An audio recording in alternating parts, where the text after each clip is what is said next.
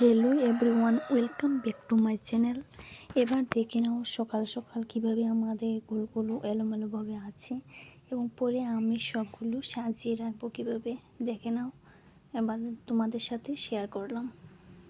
প্রথমে এটা অনেক এলোমেলোভাবে আছে, চিন্তা করছি কীভাবে গুছিয়ে রাখবো। বিছানা, আনলা, সোফা, এইদিকে এই রুমটা কীভাবে এলোমেলোভাবে আছে। তারপর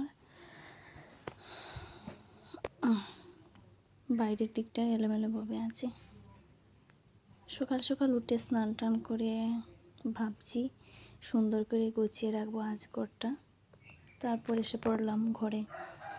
আসার পর এবার বিছানার ব্ল্যাঙ্কেট ভাঁজ করে বালিশটি রেখে দিলাম সুন্দর করে সাজিয়ে। এই বালিশটা আমরা এক্সট্রা, তাই উপরে রেখে দিই। এবার কুল বালিশটা রেখে দিলাম।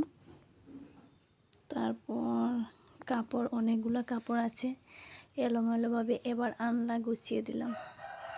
সুন্দর করে পারি না, বাট চেষ্টা করি সুন্দর করার জন্য ঘরটা। এবার আনলাটা সুন্দর করে গুছিয়ে নিলাম।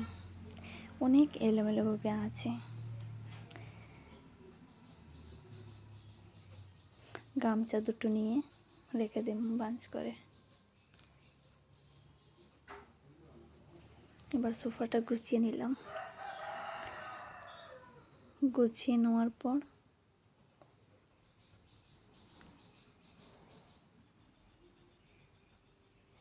এবার চার্জারের কি আড্ডা চলছে এখানে। টিস্যু নিয়ে একটু মুছে ফেলবো সুন্দর করে। এই গ্লাসটা অনেক কাদা লেগে আছে, সবগুলি সরিয়ে এখন মুছে ফেলবো।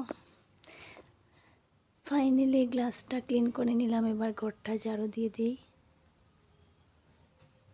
ঝাড়ু দিয়ে দিলাম অনেক।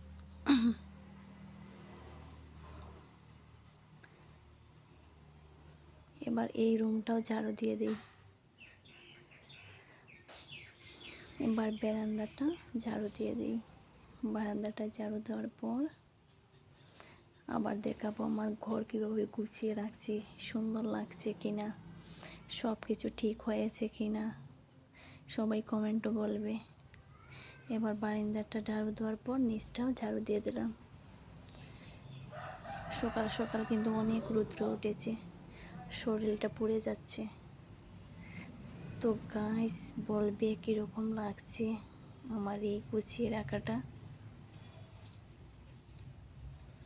এই দেখো সুন্দর হয়েছে তো। আমার কাছে তো অনেকই সুন্দর লাগছে এই গুছিয়ে রাখাটা। আসলে আমার গোছানোটা বেশি ভালো না, তারপরেও চেষ্টা করি গোছানোর জন্য। এই রুমটাও মোটামুটি ক্লিন হয়ে গেছে। ক্লিন করার পর অনেক মনটা ভালো লাগে। ক্লিন করার পর ফাইনালি